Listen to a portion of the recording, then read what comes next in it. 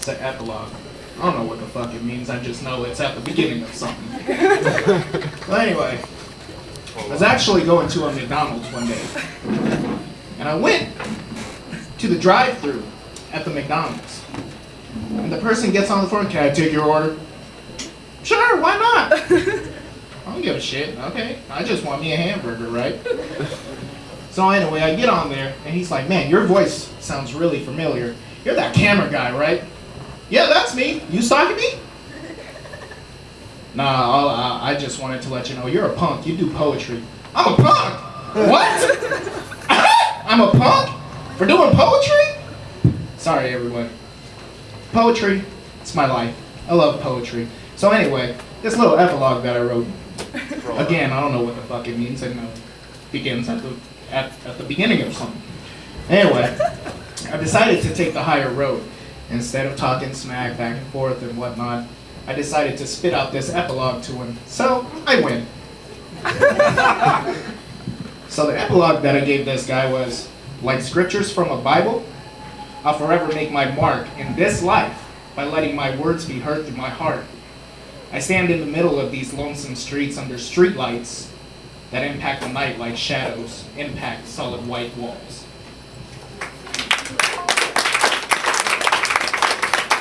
I win. So anyway, let me ask the ladies in this room a question. When you think of the word sexy, what do you think? Anybody? Can anybody tell me? Oh, pick me. You over there. What do you think of when you hear the word sexy? Me naked. What? Okay, no, I'm just kidding. Okay, what about the word beautiful? What do you think of when you hear the word beautiful? Being naked. Right there. She got it right. Being naked, okay, well I have a different belief. Now I can distinguish between the word sexy and the word beautiful. Because actually, the word sexy, I find the word sexy to be offensive to women. Thank you. But I find that the word beautiful is more respectful. So I wrote this poem. I call this one More Than Just a Word. When you look at me, you see a blank canvas that thirsts for the touch of colors from the tip of a paintbrush. Just like my soul, you see this canvas as a blank and tasteless shade of white. Through my sniper scope, I see you.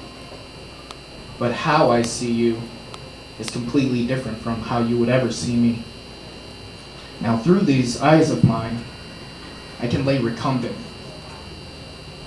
And I can look at you for hours and know that I despise the definition of the word sexy. Sexy, being the bane of the word beautiful, would only be used to insult your natural beauties. You're the quarter in a glass jar of silver dollars. You're the watercolor that dances over a city after God sheds tears onto his creations.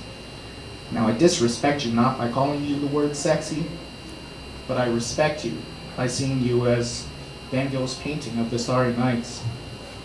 Your smile leaves me exuberantly breathless, as if I were suffocating under words of sorrow.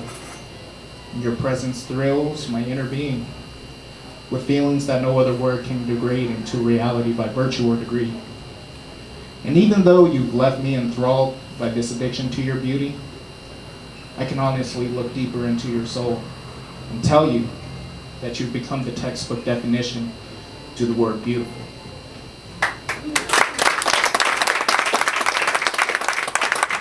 I actually have one more. I call this one Pandora's box. When I wrote this one, I really didn't understand why I wrote this one, but something inside me I had this feeling to write this one. But it wasn't until recently that I discovered why. It was actually with one of my close friends that I met 3 times before we actually became really, really close. But hearing the story of her life and all of the things that she's been through, I understand now why this one was written. So Pandora's box. Alone she sits at her window. Her eyes catch a glimpse of her sorrows that paints a black and white mural of her present state of conviction. Now holding back her sighs of incompletion, she sets her mind free to roam in convoluted directions. Her tears fall, and with every fiber of her being she blisters away, hoping to hide herself behind the lost city of Atlantis. A beautiful rose, yet a withered lover. A Picasso masterpiece, yet an empty shell of beauty. She'll never set her heart free from Pandora's box. And in the back of her mind, she relives a time where being young was just a simplistic commodity of her life. And now she sits by the window, waiting to see her troubles get burned away to ashes, waiting for that moment to release her breath, waiting for the right moment to watch those ashes dance gracefully against the wind. Now reality sets in to break her free of her distress. Now she takes all of her troubles and locks them away in Pandora's box. Be strong. She'll put the key in the lock. She's just moments away from eluding a fate worse than death. But now she's free. She's free at last.